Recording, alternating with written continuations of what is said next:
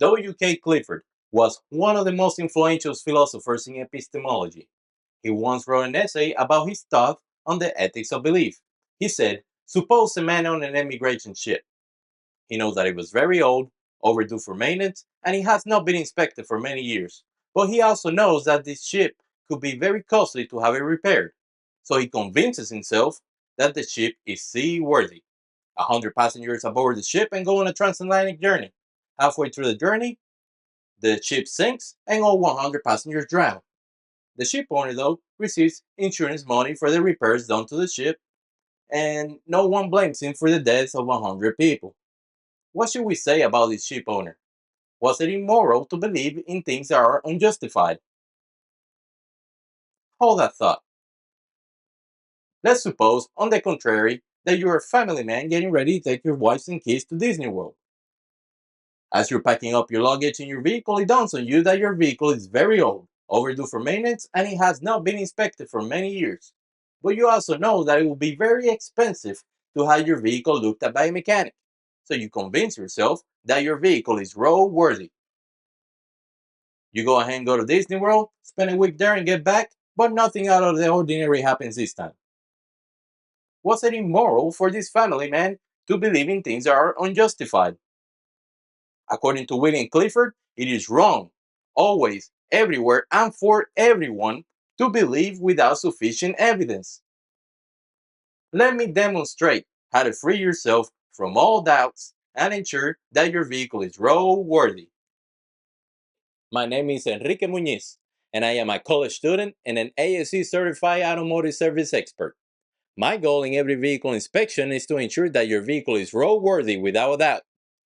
It is my responsibility to follow all the steps and gather all the evidence to determine a vehicle's condition. In this video, I will show you the 3 most important steps in performing a preliminary vehicle inspection and prepare you to tackle any doubts by learning about the what and where to look. But first, let's define what a preliminary vehicle inspection is.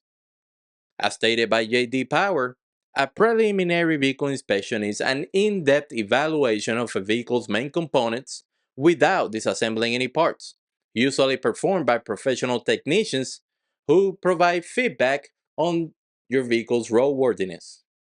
To highlight the importance of vehicles inspections, ample evidence from the International Journal of Transportation Science and Technology and the Journal of Environmental Research and Public Health concurs that the lack of periodic vehicle inspections exacerbates road safety risk.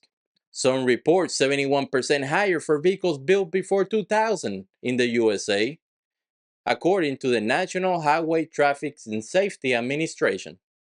Now, let's take a look at the first step, visual inspection. It's important to note that we are only gathering evidence and that we are not disassembling any parts. Upon visual inspection, you want to walk around your vehicle and ensure that there are not any abnormalities, such as a cracked windshield, broken mirrors, flat tires, loose bumpers, or abnormal wear in your tires. Check your tire pressures, which is very important.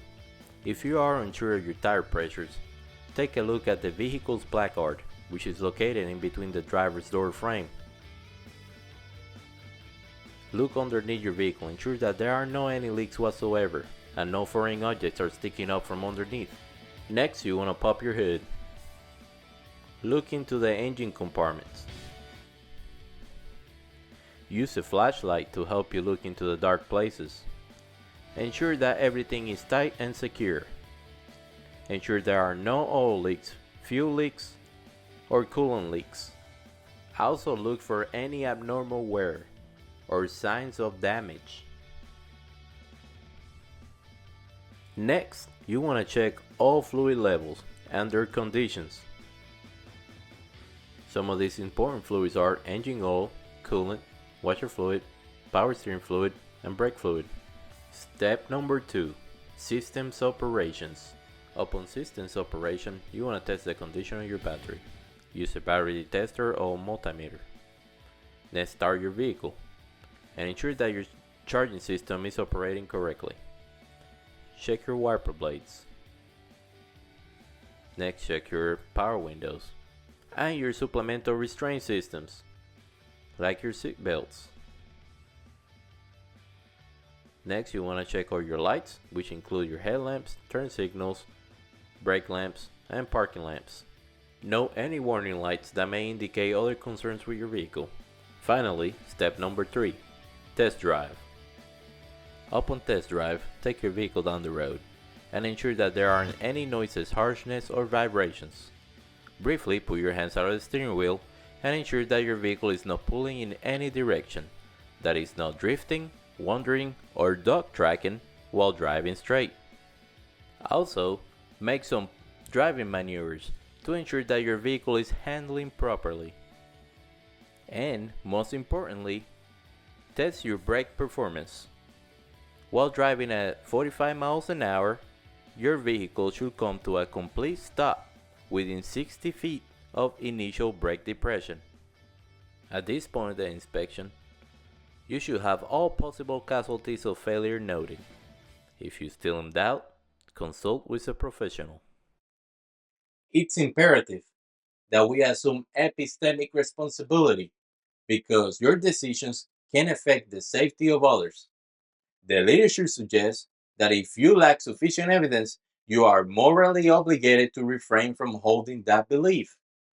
And data from the studies show that evidence based vehicle inspections play a crucial role on the safety of our roadways. Indubitably, the closer you look, the clearer the truth becomes. Thank you. Here's my audience.